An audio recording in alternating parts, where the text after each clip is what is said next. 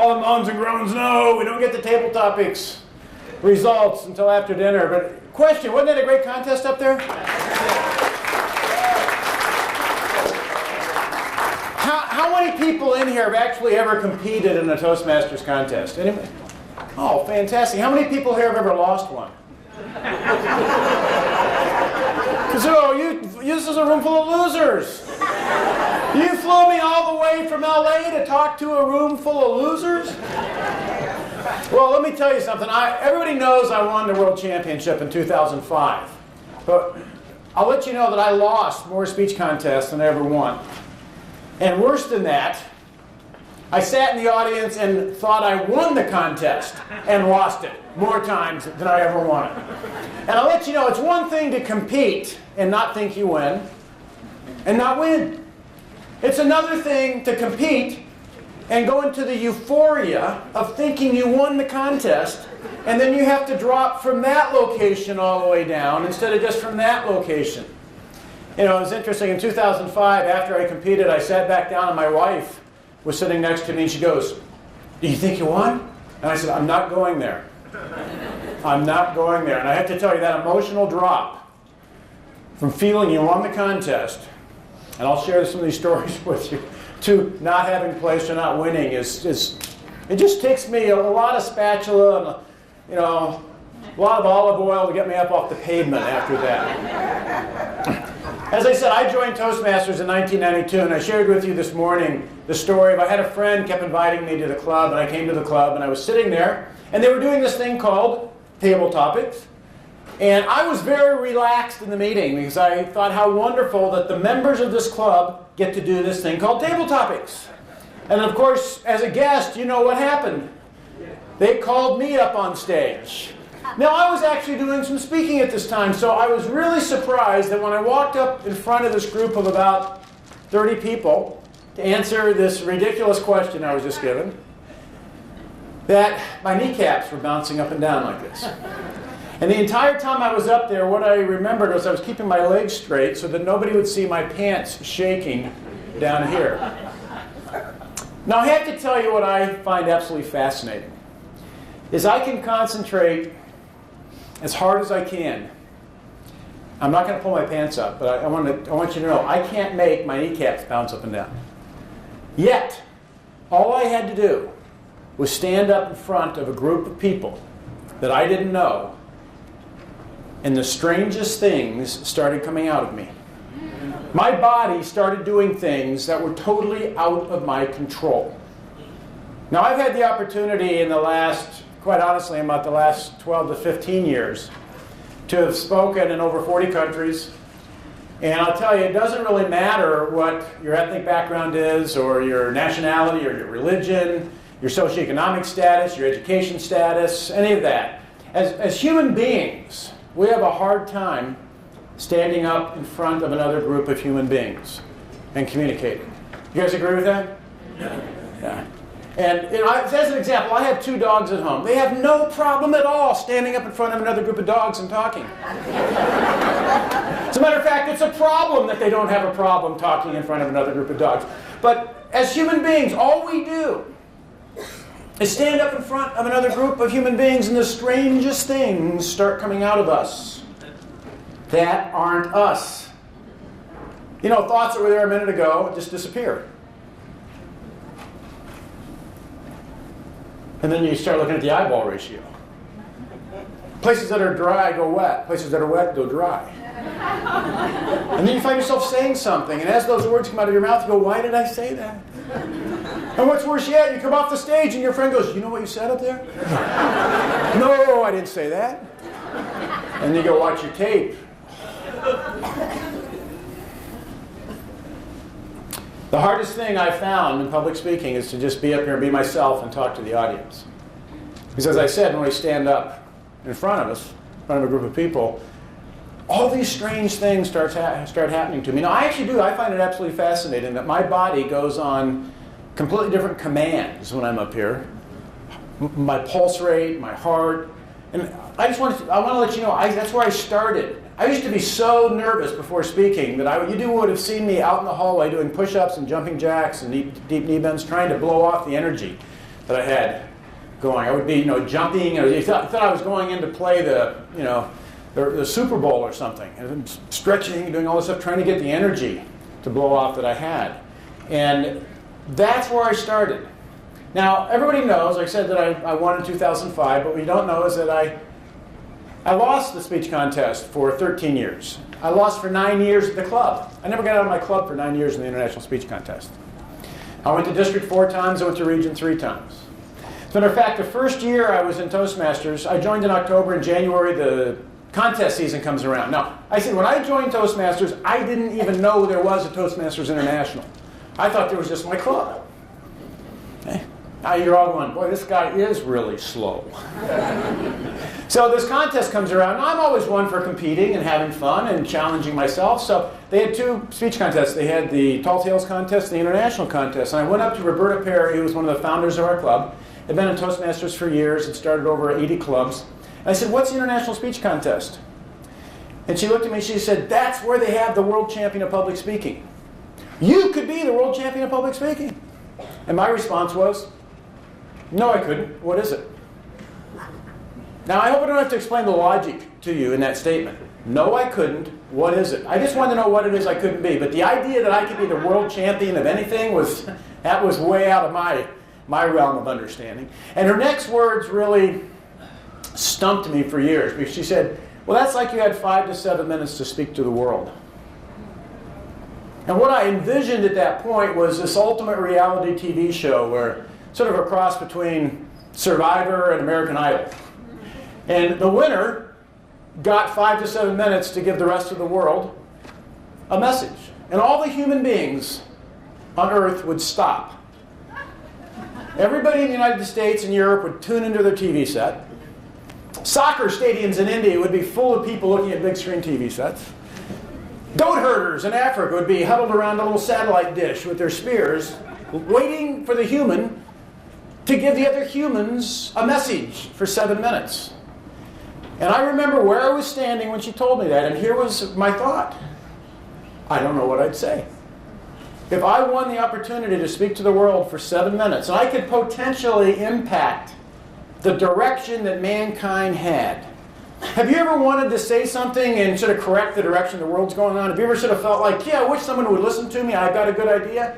Well, I was sitting there going, there's got to be somebody a lot smarter than I am. There's got to be someone more educated. There has to be someone that's more important than I am to give the world a message that could direct the impact the direction that they have. I'm just one of 6 billion people. Now, I say 6 billion because that was 1993, and there were only 6 billion people. I had someone write a note to me one time and said, Lance, there's 7 billion people in the world. And you had 2 O's. I wrote back and said, do I have to get my trophy back? So I didn't do the International Speech Contest because I'd only done like 2 or 3 speeches in Toastmasters at that point. So I did the Tall Tales Contest. And I want to let you know that my first year in Toastmasters, I went to the district finals in the Tall Tales Contest and took 3rd. I'd done 6 speeches in Toastmasters and took 3rd in Tall Tales. I had my trophy. I was going to go home because I got what I came for. I thought my speaking career was at its peak at that point. It just doesn't get any better than 6 speeches in Toastmasters and 3rd in Tall Tales. And Roberta said, there's a speaker coming I want you to stay and listen to. I'm going, I have to stay at this place? Who are all these people? It was the district. It was like you guys. Who are all these people? I got my trophy. I'm going home. So my wife saves a seat for me right up in front. And they bring this guy in. I didn't know who he was. They bring him up on stage, but who was this gentleman that was blind? He walks up on stage. It's the 1992 world champion in public speaking, a man named Dana Lamont. Does anybody know who Dana Lamont is? Okay? I have to tell you, I was very fortunate, I feel, at this point, to have seen Dana as my first world champion. Now, as he's coming up on stage, my thoughts are, they're wanting me to listen to a blind man? And I'm looking over my shoulder going, is there some way I can walk out of here and nobody will see me? He takes his cane and he folds it up and he puts it in the lectern and he opens his watch up and he feels what time it is. I'm sitting right there. I can look at this. I'm going, oh, man. How long is this going to last? And then he started talking. I can, to this day, tell you the speech he gave. For the next 45 minutes, he held us in the palm of his hand. I laughed. I was with him on every second. And the thing that really impressed me about Dana is he didn't have like great gestures on stage. He didn't have dynamic stage movement up here. He had horrible eye contact with the audience.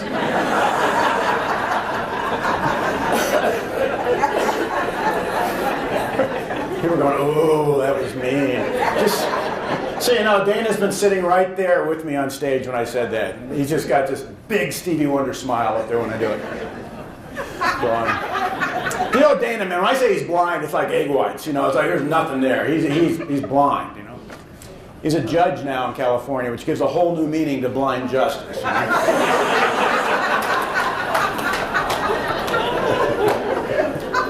But what I saw was this guy that had something that I didn't have. What was it? I saw how high that bar was. It wasn't 6 speeches in Toastmasters and third and tall tales.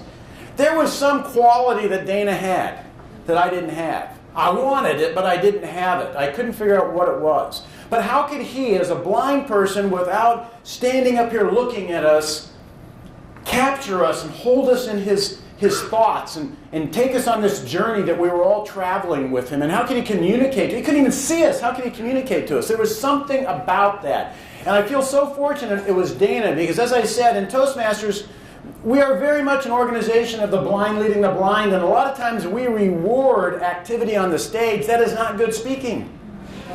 You know, people hanging upside down from chairs and dropping the fourth wall and getting in an argument with somebody up here, inviting us into their scene and dumping their purse on the stage to make a scene. That's not what public speaking is. To me, public speaking is excellence in oratory skills.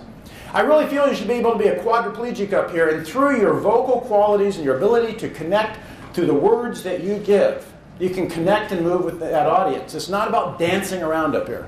And that's why I feel so fortunate to have seen Dana. Over the years, I continued to compete. And I would always be looking all year long for the speech topic that I was going to give for the International Speech Contest that would be my topic that I would take to the World Championship.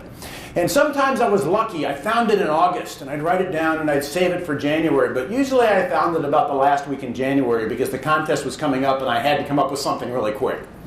And now, remember, this is my 5 to 7 minutes to speak to the world. It better be important. It better be sensational. It better be dramatic. And of course, there was nothing about me that was important or sensational or dramatic, so the speech topic had nothing to do with me whatsoever. So I would come up with these crazy topics and go to the club contest and lose the contest. Now, understand, during this time period, I'm not living to be the world champion. I don't even consider I can win the world championship. It's just like, maybe I can win at the club level. I shared with you this morning how I was building the club during that time. I went to district, I won table topics 3 years in a row. I went to district, I won speech evaluation 3 years in a row, neither of which you had to prepare for. But I couldn't get out of the club on the International Speech Contest. And I was looking, you know, how could I connect with that audience? In the mid-90s, I was at a community event. And they had a lady that was the keynote speaker who had been a homeless heroin addict. And she talked about what it was like to be addicted to a chemical substance that controlled your every thought and motivation and have no wherewithal in your life to improve your lot and put yourself back on the road that you wanted to be on.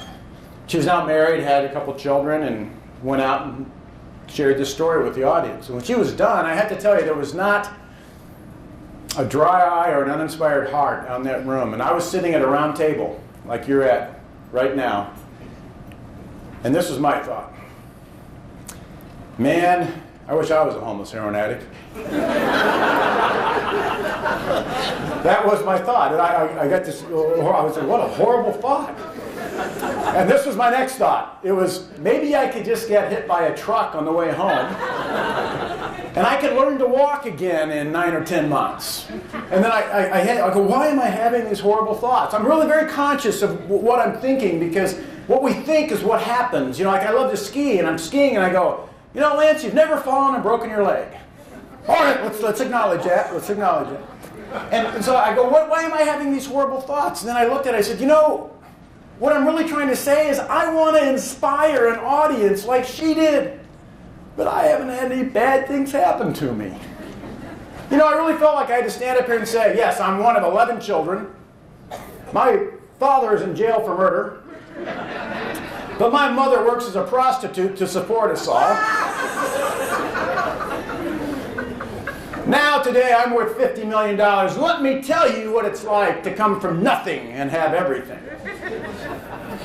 And then I go, why am I having these horrible thoughts? I'm really very conscious of what I'm thinking, because what we think is what happens. You know, like I love to ski, and I'm skiing, and I go, you know, Lance, you've never fallen and broken your leg. All right, let's acknowledge that. Let's acknowledge it. And so I go, why am I having these horrible thoughts? And then I looked at it, I said, you know, what I'm really trying to say is I want to inspire an audience like she did. But I haven't had any bad things happen to me. You know, I really felt like I had to stand up here and say, yes, I'm one of 11 children. My father is in jail for murder. But my mother works as a prostitute to support us all. Now, today, I'm worth $50 million. Let me tell you what it's like to come from nothing and have everything. But unfortunately, that wasn't the story. What I looked at, though, was all that lady did was tell her story. That was all she did was tell her story. I can't tell the story of being a homeless heroin addict. Never been one. That begged the question, what's my story? And as I sat there, I got really depressed because I went, oh man, came from a good family. I've had good education. I've had good jobs. Oh man, where's the inspiration in this? But I started looking back on my life, and you know, I mean, some of you are old enough to remember the old TV show The Waltons. That's sort of what my family was like. I mean, we all sat around the table and held hands and said grace, and you know, there were 6 kids in my family. They're all boys, except 5 of them. Yeah. I'm the middle child. That's why I'm so well-liked and well-likable and well-rounded and likable, in case you're wondering. I had 2 older sisters, 3 younger sisters. My dad wanted to make sure we were busy and we're productive, so he built a barn and put about 8 horses in it, and we had to take care of the horses growing up. My first job at 10 years old was shoveling manure. I remember sitting there going, where is the inspiration in that? I mean, that's stupid. I go. But as I'm looking at my life, I'm going, how did that affect my life? Those days in the barn as a young kid, cleaning the stalls, I learned 3 valuable lessons that I've carried with me my entire life in that barn that I learned as a kid. The first one is the only way the job gets done is 1 scoop at a time. I'll tell you, I used to sit there and wish that manure in the manure spreader and it just wouldn't go. And I can remember being in there hot summer days, shoveling away, just thinking, how do I get this? I just keep shoveling, Lance, 1 scoop at a time and you'll get through it. And there have been job after job after job that I've been thrown into and it seems overwhelming, and I just remember 1 scoop at a time, we can get through this. The second lesson I learned was it's better to handle it on a daily basis and allow it to accumulate. If I wanted my Saturdays free, I clean that barn every morning. Otherwise, I'm in there all Saturday cleaning the barn, and I carried that forward in my life. I try to keep up with my mail. I try to keep up with things around the house. I know people that take 2 weeks off just to go home and clean their garage out. They could go to Europe. They could go on an Alaska cruise, but no, they go home and clean their garage out because they didn't take care of it on a daily basis. And the third lesson I learned was any job I had after that was a promotion. Now, when I looked at that, I actually said I had some experiences. And as I started to put this together, I said, well, what really is my story? And my story was the fact that I really didn't just want to live my life paying the bills. Just having a job I didn't like, paying a mortgage that I didn't necessarily want to pay but felt like I was supposed to. And I'd be 90 years old, sitting on the rocking chair, front porch, looking out over the lawn, and going, you know what? Paid my bills. They'd bury me and have this headstone and say, Lance Miller, credit score 798. 2 thumbs up. That's what I had to show for life. I wanted to get up every day and feel like my life made a difference. Like I found my purpose, that every day meant something. I was excited to get out of bed, and at that time I wasn't. I was struggling with a lot of things. I was trying to figure life out. But I looked at it and I said, you know what? I bet the market for people that haven't had really bad things happen to them, but are sort of trying to connect the dots in life like I am, is bigger than the market for people that have been homeless heroin addicts. And if I can start figuring out what's going on with me and share those stories in some way, I bet I can start connecting with people. And what I realized as I started to look at it is that in so many ways we all struggle with the same things. What I was struggling with was really no different than the other person was, what they were struggling with. But I kept thinking that I was the only one that woke up in the morning and got out of bed and wasn't really excited to go to work. Now, if you're willing to share this with me, is there anybody in the room that's gotten up and gotten out of bed and wasn't really excited to go to work that day? Has that ever happened to you, or is that just me? Have you ever had self-doubts or reservations about your abilities? Do you ever wish you could be more successful than you currently are? Do you wish that you could get along with other people better? Yeah, all these things, I realized that what was going on with me were going on with other people. So let me see if I can start figuring them out. Now, I still went on and kept losing the International Speech Contest. But in 2001, 9 years later, I'm driving to my speech contest, and I remember the stoplight I stopped at. I'm rehearsing the speech, which is in the passenger side of my car, and I know I'm the only person that's ever done that. I stop at the stoplight, and I'm doing the speech, and I go, I don't want to give this speech. I'm going to lose the contest anyway. I might as well talk about something I want to talk about. So I wrote another speech on the way going in, went in, filled the paperwork out, gave a different title, sat in the back of the room, sort of sketched the speech out, went up on stage, gave the speech, knowing I was going to lose the contest. But this is something I want to talk about. This is something I want to tell you. And of course, you know what happens. I won the contest. People went, what happened to Lance? As a matter of fact, I went all the way to district that year. I started to tap into that little thing that I saw Dana had.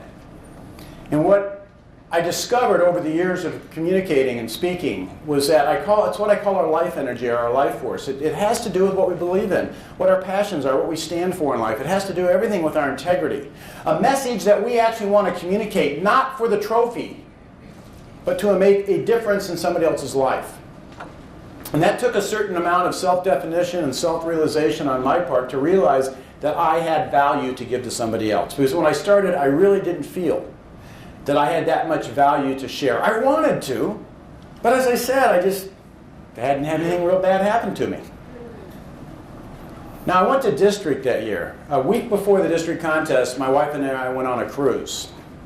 We came home. Now, have you ever come home from vacation and you've been in another universe for a week and you can't find the light switch in your house when you come home because you're like, right, and you got a stack of mail that big, and you go to work, you got a stack of messages that big. So that next week I'm home, I'm getting through the mail, I'm getting through the messages. I know my speech really well, so I go a week later, Saturday, go to the district speech contest. I get up, I give my speech. As I come off the stage, the green light comes on. That's strange. I'm always in the red. Actually, it's a problem I have. Now, I have to tell you how bad this was.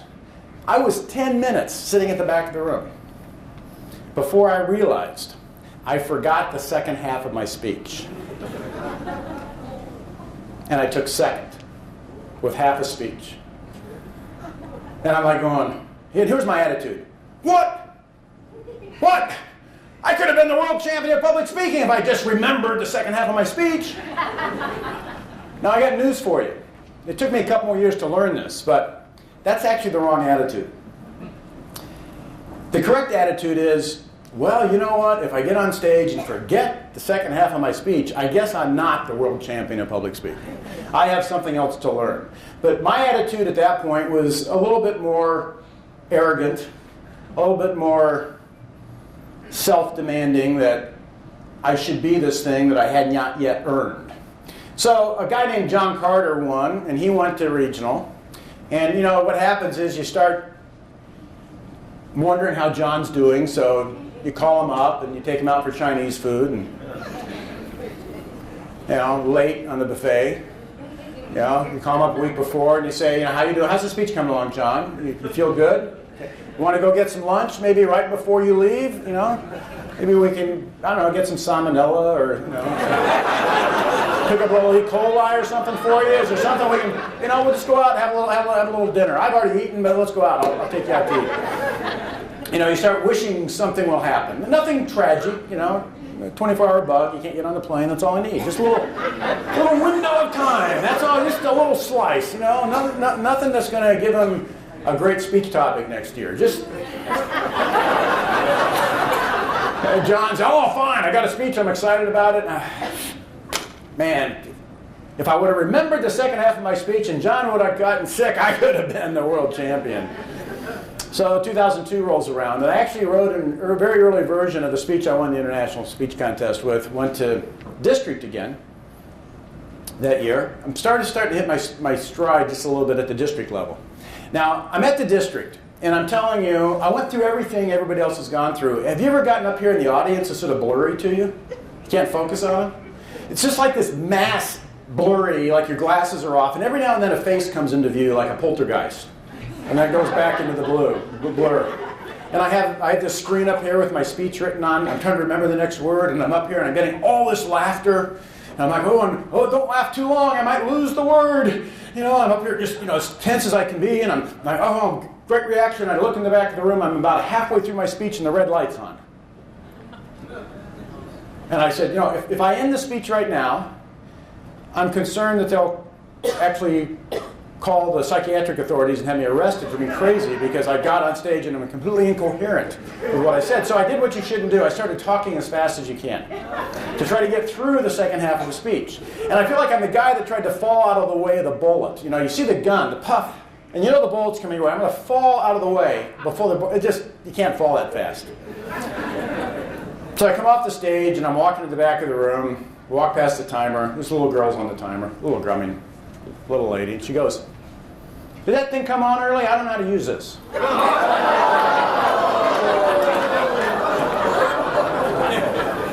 At which time I bit through my lower lip. It was set for speech evaluation. So let me ask you, when does the red light come on in speech evaluation? 3 minutes. So I'm outside kicking and stomping around going, I could have been the world champion of public speaking if the light would have come on at the right time. That's not the right attitude. The right attitude is, Lance, if the red light comes on in the middle of your speech and you don't know your timing, if you don't know your speech so well that you know where you are in it, and you know that that's wrong, you're really not the world champion of public speaking. That's the right attitude. That's not the attitude I had. I could have been the world champion. Now, have you ever been to a speech contest where everybody was really bad and nobody deserved to win it? I won the contest. 4 minutes and 40 seconds was my speech time. Now, here's the irony. The year before, I lost the contest with half a speech. This year, I won the contest with half a speech. So I go on to regional back then. Now, this is back when we had, the regionals in this. And so I'm like, man, I'm going all the way, win the international this year. So I go to the regional contest, 2002, and I draw speaker number 8. I'm the last one.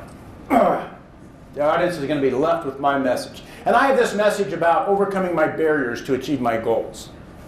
So I get up and I give my speech, and afterwards I'm sitting out there and the regional announcements comes up and everybody's quoting my speech. And I'm sitting there going, I nailed this, man. Everybody is left with lasting impressions of my talk. Of course, that had nothing to do that I was the last person speaking. I'm sitting out there at one of those round tables, and I remember it very well. Say, now, speaker number 3, wasn't my name. Speaker number 2, not my name. Winning the International Speech Contest for Region 10, representing us at the International Finals. And I'm there scooting my chair back, straightening my tie, buttoning my coat, and standing up. Is Jim Tucker from District 5. At which time you sort of shake your shoulder and you sit back down. Just stretching. In the back of your mind, you're going, what? What? I didn't win. I didn't even place. Got in my car and I'm driving home and I'm going, these speech contests are stupid. I'm never competing again. The judges are all morons. Where do they get these people? If I could just get in front of an audience that had a high enough IQ to understand my brilliance, I'd be fine. Now, I have a little bit of a tendency that when I'm upset and whatnot, I don't just hang on to it. And I have a mirror in my office when I got home. And I'm looking in the mirror and I'm just so furious. I started looking in the mirror and I'm going, well, Lance, you know like 6 of the judges. And they definitely have IQs above 80. As a matter of fact, they may be even above 100. Actually, they weren't morons at all. They were very intelligent people. And there wasn't just one judge. There were a number of judges. So I started to reflect on this. I said, well, wait a second. Let's look at what could have happened. I mean, this was a completely miss on my part. In my mind, there was nobody else even close to me. Even in the same room. I'm not even sure they were in the same building as me. And of course, that could have been that I was in a completely different building and the whole regional contest was in another building. But I had 2 incredible life-changing events that happened that night. As I'm reflecting on this, one of the things was that I looked at the speech topics that everybody had. And 7 of the 8 of us had the speech topic of overcoming our barriers to achieve our goals. With our own little story, our own little spin. Nothing really specific, nothing really unique about the topic. And so by the time I get up there, speaker number 8, they're probably going, oh no, how long is this thing going to last? You know, there's 7 minutes of overcoming my barriers to achieve my goals. One guy was a stutterer, somebody else had a family situation.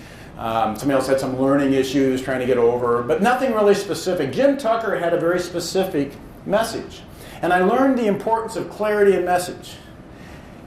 More importantly,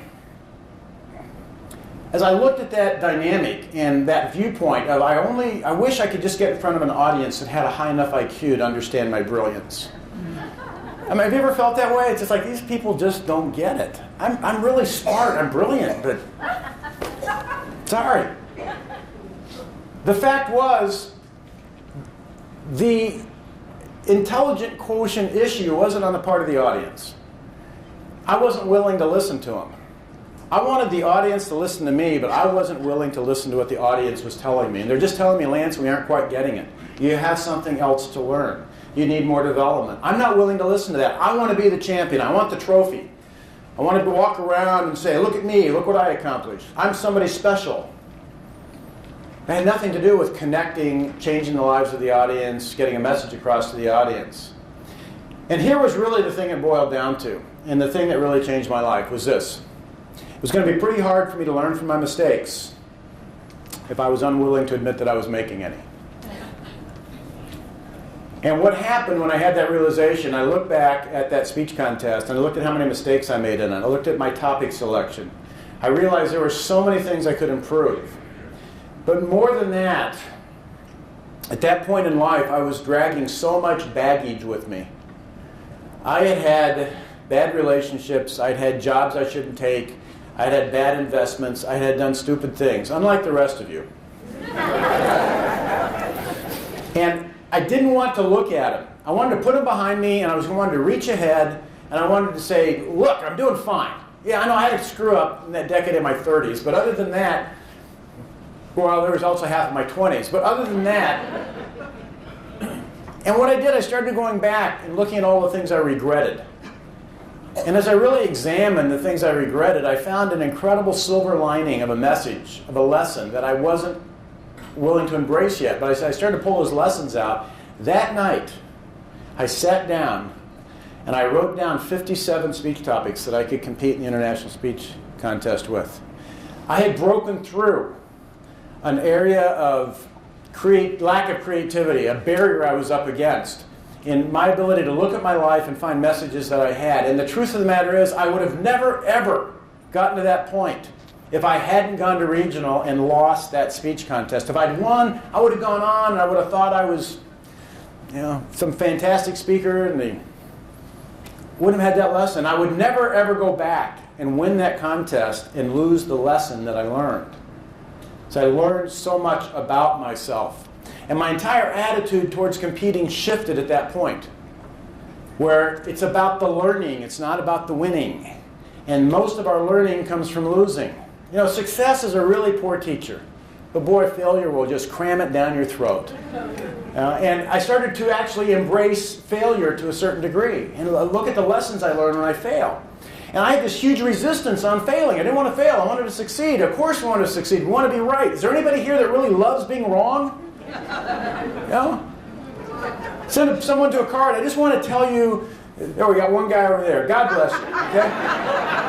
Send somebody a card. Thank you so much. You are just so wrong. I just love listening to you, how wrong you are. You know, you give that. Nobody really loves being wrong all the time. So 2003 rolls around. I win district. I go to regional again. It was in Las Vegas, so hey, I played Vegas. Wayne Newton was just right down the street. I had an earlier version. I took that district winning speech from the year before, and I took it to region that year, which was an earlier version of my ultimate question speech that I won with. I'm on stage in Las Vegas giving my speech, and I'm having so much fun up there. I start adding material into the speech.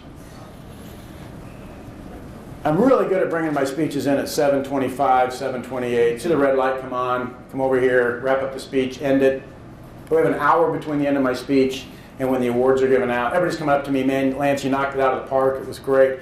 No question, it was at this point me and everybody else. So moving along. My district governor's coming up. I got to buy all the other district governors drinks. You won. It was clear. You finally made it. You're going to the show. I'm so excited about it. So it comes time for the awards. I'm sitting there, one of those round tables. Speaker number 3, it's not my name. It's not supposed to be my name. Speaker number 2, it's not my name. It's not supposed to be my name. Speaker number 1, representing Region 10 in Atlanta, Georgia for the International Speech Contest. Once again, I'm scooting my chair back, getting ready to stand up, is Jim Tucker from District 5.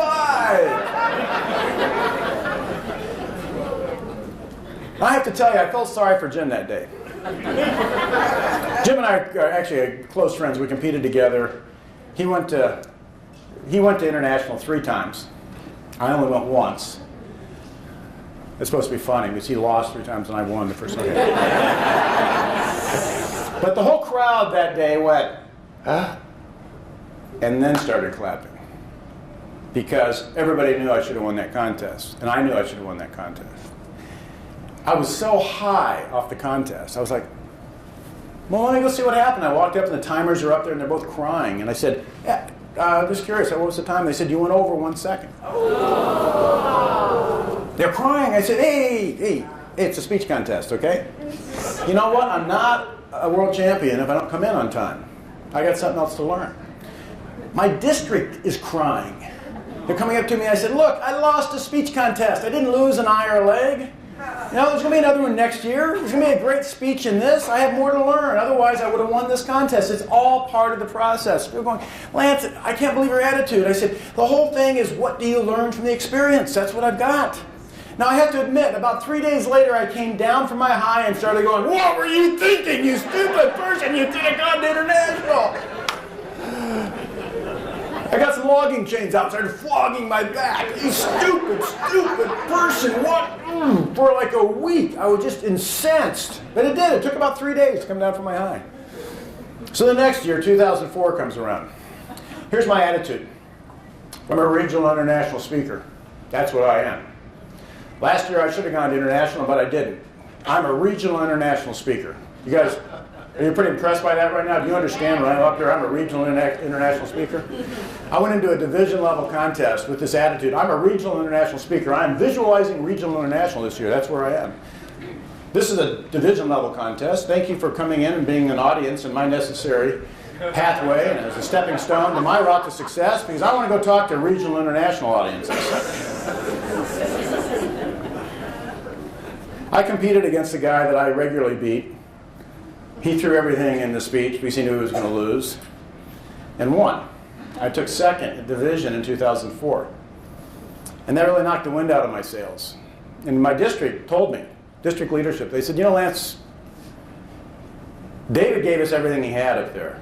I don't know what's going on with you, but you could have given us a lot better speech than you did. And I realized, I've looked at the video, I'm not really sure that he won the contest, but what I know was people knew I was better than what I was giving them. And David was speaking his heart out. But here's what I learned.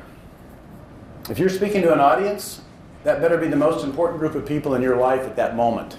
And if it's not, just sit down and shut up, because you're doing them and yourself a great injustice. And I have to tell you, I would never, ever, ever go back and win that contest and lose that lesson, because that lesson changed my life dramatically.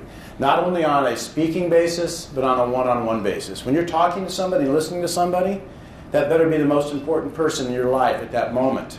And when you grant that person that importance, this magical thing happens. That it's magic between both of you. But it grants the importance and the rightness to the person that's talking to you. And you've all talked to people that sat there and go, yes, it's very nice to, yes, and okay, yes, okay? You know, and quite honestly, I'll tell you, even at the districts, it's very difficult, because you have like 6 people. I have 6 people coming wanting to talk to me. I'm talking to someone, I said, to be right with you, but I'm trying to like listen to the person I'm with. We get hit with these things. But as a speaker, that lesson was so incredibly important. It was interesting, 2 years ago I was in Orlando. Jim Key and I went out and had a burger and a beer. Now Jim Key, as you know, is the 2003 world champion, went to the finals twice, took second and won in 2003. We very seldom get a chance to go talk or do anything, because we're always at different districts. And he said in 2002, when he lost the second time in international, he was saying, this is Texas. This is my home district. It's my turf. I was second last year. This is my year. I own this contest. And he said, I needed a lesson in humility. And I took second, and I got my lesson in humility. Now, fortunately for me, I didn't have to take second in international. I just had to take second in division to get my lesson in humility. But quite honestly, I needed a lesson in humility. And the contest gave that to me. Now, 2005 rolls around. And people in my district are they're eyeing for me. So every year, I'm trying to change my speech up a little bit. And I'm trying to come up with that district-winning speech, you know, that new topic again. And I keep having this spot that comes in and says, sing. I go, do you realize how many times people have told me not to quit my day job? Sing. And I go, well, let me play with this. Now, there's only 2 things I felt comfortable singing. And one was, I was the Cowardly Lion in the 6th grade in The Wizard of Oz. So I knew all the Wizard of Oz songs and had practiced those in the 6th grade. And I was a CB in South Pacific as a sophomore in high school. As I looked at those 2, I didn't think there's much of an international speech topic around There's Nothing Like a Dame. I just couldn't line that up. So I decided to try The Wizard of Oz. And what I did, I took a spin on The Wizard of Oz that I've never seen since, on how it's a template for success in life. You know, you need courage, heart, you need to be able to think, you need a group, watch out for the flying monkeys, all the different things. And I put a spin on that, and people were coming out of that speech going, I'll never look at The Wizard of Oz the same way again. And I sang all the songs in The Wizard of Oz as I went through it. And I get to district, and we all meet at district, and we're sitting around the table. I'm looking at everybody's speech topics. Nothing with The Wizard of Oz, so I know I have a unique topic. Then I go out and I pick up the program. Now I'm speaker number 1. There's a keynote speaker for an hour before the contest, and then the contest begins, and I'm the first speaker. And I look at the keynote speaker who's speaking, and it's a lady in our district who's had 2 kidney transplants. She's been on dialysis her whole life, and the title of her speech is Follow the Yellow Brick Road.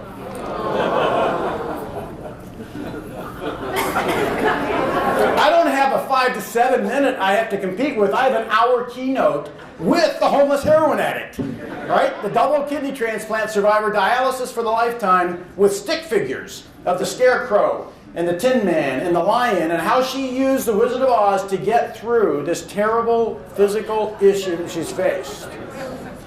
Well, I sat in the back of the room and I literally said, you know, this could happen in real life, Lance. You're going to find out how good you are. You're going to find out if you are a world champion speaker or not. That's it.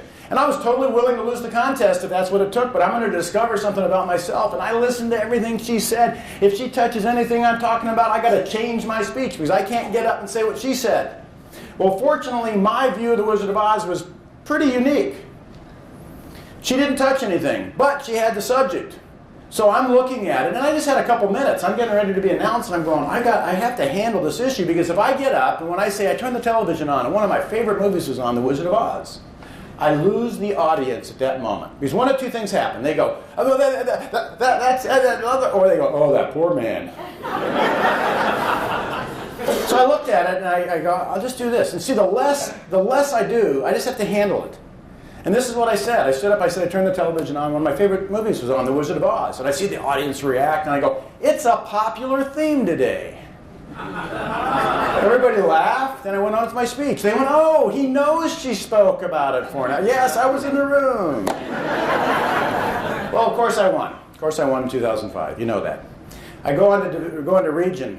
I had two speeches. I was looking at my international speech or my regional speech. I had these two good speeches. One of the beauties of losing a lot of speech contests is you have this huge inventory of speeches you can compete with. It's like I had this library. Let me pick that one out. So I had a speech called If at First You Don't Succeed. What do you do if at first you don't succeed?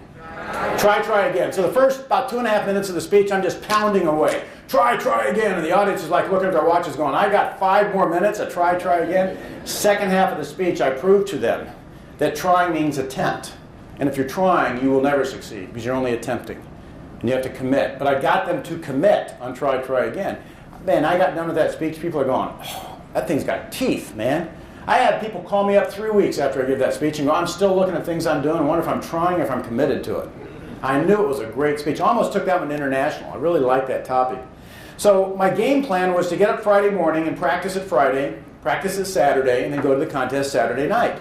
So I woke up Friday morning with an extremely severe case of food poisoning. So I immediately called the alternate in the district to wonder what they'd sent me. But no.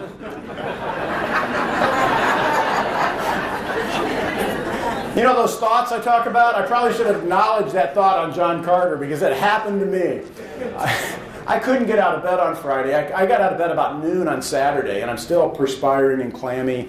And I make it over to the conference, and I have a buddy who's videoing me, so he's in there. We're getting set up, and they're going to have dinner, and they're going to have the speech contest. So I go out in the parking lot to practice my speech for the first time.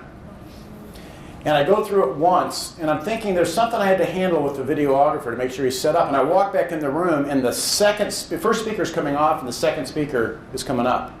I go, what happened? He goes, dinner was late. They decided to have the speech contest first. Now, did I mention again that Toastmasters is a learn by doing organization? And sometimes the conference chairs don't actually think to tell all the contestants that we're going to switch this thing. So I was the fourth speaker, so I ran around to the corner, and I'm going through the speech in my mind. I'm clammy, don't feel really great. I get mic'd up, and I'm literally saying, this could happen in real life, Lance. You could really feel crappy, and you're a professional speaker, which I wanted to be, and you'd have to perform. You're going to find out how good you are. You know, Toastmasters is a great place to fail. Let's just see how good you are. And I'll let you know it has happened in real life. I've been in horrible condition, and I had to get on stage and perform, and because of that experience, I knew I could do it. I got up there, and I knocked that speech out of the park. Knocked it out of the park. Best speech I'd ever given in my life. I came off the stage, and here's what was amazing. I wasn't sick anymore. Now, I won't get into the life energy aspects of living and the physical energy aspects of living, but I'll tell you, I was not sick. I felt absolutely incredible after that speech. Prepping then for international. Back then, the regionals were in June. You had 2 months for prep for international. So I'm prepping for international. I have the speech, the ultimate question. I pull it out. My game plan was to dust it off, give it a few times, go to international and win it. I dusted it off, gave it a couple times, it fell flat. Not that it fell flat, it just sort of splattered, didn't get up off on the floor. This speech was 4 years old, and it was amazing how the humor in it had changed. I had a subject, or a comment in there about Who Wants to Be a Millionaire, like the fifth question on Who Wants to Be a Millionaire. In 2002, Who Wants to Be a Millionaire was running Primetime Network. In 2005, it was back channel cable. It's amazing how fast things were changing. I had 2.5 minutes of trying to set up the speech. It just was not connecting, so I started giving it like crazy. I went to 35 clubs. I gave that speech over 200 times. I spent 2 hours on a stage working out every single stage movement I was going to have. Within 2 weeks, 2 weeks before I went to international, my club threw a big event for me with about 80 people. I had a 2-camera shoot on a stage. I went up and gave the speech. My buddy was burning the DVD for me. I went home and I watched the last 5 world champions. And just as Randy Harvey, 2004, was wrapping up, I used to knock on my door and I get the DVD and I put it in right after Randy, and I'm sitting there and want to watch me, the 2005 world champion of public speaking, and I watch it and it's like, oh my gosh, I don't even deserve to be on the stage with him. I was horrible. I almost called the alternate. Oh, you know that nervous stomach you get when you didn't study for the test in school? I'm like, I can't believe I'm going to go do this. I call Roberta. She laughs. She says, I wonder what took you so long to call me. Just found her in my club. She says, Lance, you're going through what everybody goes through. And what you have to do is push through to the next level. I had everything in that speech I could think of. Everything I'd ever learned I had, and I was not at the level. And what happened the next 2 weeks is I pushed myself through my own personal barriers to communication. And I went to a spot where I could communicate to an audience without hesitation or reservation, which I'd never done before in my life. And I could have never done that if I didn't have this competition pushing me. I got to Toronto for the finals. I was speaker number 8. I'm watching the first 3 speakers from the back of the room, seeing how they're affecting the room. I'm walking around, I come back up, I sit down, and I looked at my speech and I said, you know, I don't like the conclusion to my speech. I want the audience to take action on this. And I changed the conclusion. I found a better one. I changed it right then and there.